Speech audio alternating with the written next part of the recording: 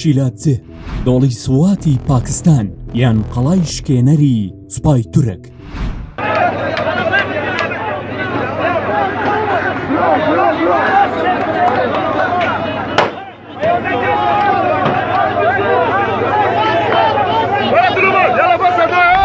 شیلاتزێ شارۆچکەیەکی دوورەدەستی پەراوێزخراوی پارێزگای دۆهۆکە، جگە لە کشتوکاڵ خاوەنی جوانترین ناوچە گەشتیاریەکانی کوردستانە.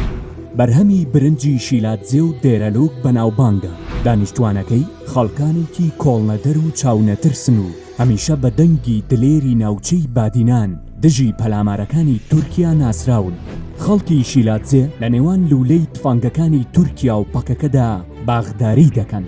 دەیان کەسیان شەهید بوون بە بۆردومانەکانی تورکیا، کەچی حکوومەتی هەرێم هیچ حسابێکی شەهید بۆ قوربانیەکانیان ناکات. بە پێچەوانەشەوە زۆر کات لە خۆپشاندانەکانیان دەنگە ناڕازیەکان دەستگیر دەکرێن و دەفڕێنرێن، بەڵام ئەوان هەر کۆڵ نادەن. لایەنگری پەکەکە نین، بەڵام تورکیا بە داگیرکەر و دوژمن دەزان و زەحمەتە دانیشتوویەکی شارەکە ئامادە بێت کاری سیخوڕی بۆ تورکیا بکات کە شارەکەیان بە بارەگای میت تەنراوە. لەوەش زیاتر ساڵی 2019 لە خۆپشاندانێکی جەماوەری پاشبۆردومانێکی تورکیا کە دانیشتوویەکی شارەکەی شەهید کرد، هەر بەبەر دەستیان گرت بەسەر بارەگایەکی سوپای تورکیا و سەربازە تورکەکان بەپەلە هەڵاتن. شیلاتزێ سەر بە قەزای ئامێدیە و لە سەرەتادا زیاتر کامپێکی نیشتەجێکردن بووە، بەڵام ئێستا فراوان بووە و ژمارەی دانیشتوانی لە 50,000 کەس زیاترە. لە هەڵبژاردنەکاندا پێچەوانەی ویستی پارتی هەمیشە دەنگە ئۆپۆسیۆنەکان زۆرینەن، سەرەڕای تەزویری زۆر و هەڕەشە و ترساندن. تایبەتمەندیەکی تری ئەم شارە بریتیە لە بوونی ژمارەیەکی زۆر لە ڕۆژنامەنووس و نووسەر. بە جۆرێک بادینیەکان پێی دەڵێن سلێمانیەکەی بادینان و کەم دەستگای ڕاگەیاندن هەیە لە کوردستان بۆ بەشی بادینی چەند ڕۆژنامەنووسێکی ئەم دەڤەرەیان نەبێت.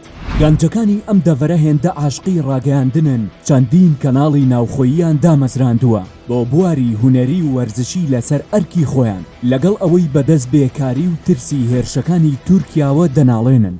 ئەم شارۆچکە بچووکە هەستیاری خۆی هەیە بە نیسبەت پارتی، چونکە لە ڕووی جوگرافیەوە دهۆک دەبەستێتەوە بە ناوچەی بارزان و تورکیاوە. بەو هۆیشەوە شارەکە بە بنکەی سەربازی تورکیا دەورە دراوە، هەرچەندە کەمترین گەنجی شارەکە لە ڕیزەکانی پەکەکەدان، بەڵام هەستیاری ناوچەکە و کاریگەری لەسەر دەڤەری بارزان وای کردووە پارتی مامەڵەیەکی جیاوازی لەگەڵ بکات لە ڕووی ئەمنی و هەموو کات وەک بۆمبێکی تەوقیتکرا و تەماشای کردووە.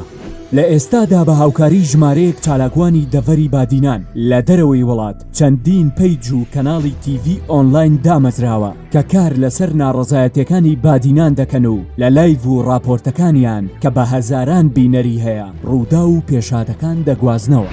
بە تایبەت چاویان لەسەر شیلاتزێیە. بەو هۆیشەوە پارتی دیموکراتی کوردستان لە ماوەی چەند ڕۆژی ڕابردوودا هێزێکی زۆری ڕەوانەی شارەکە کردووە و چەکداری بە شەقامەکانی دابڵاو کردوتەوە، بەڵام تابێت ناڕەزایەتیەکانی بادینان زیاتر گەشە دەکات. لە ئێستاشدا پارتی بەدانانی عەلی تەتەر وەک پارێزگاری نوێی دهۆک کە بەرپرسی پێشووی پاراستنی پارتیە لە دهۆک دەیەوێت لە ڕووی ئەمنیەوە کۆنتڕۆڵی شیلاتزێ و بادینان بەگشتی بکات.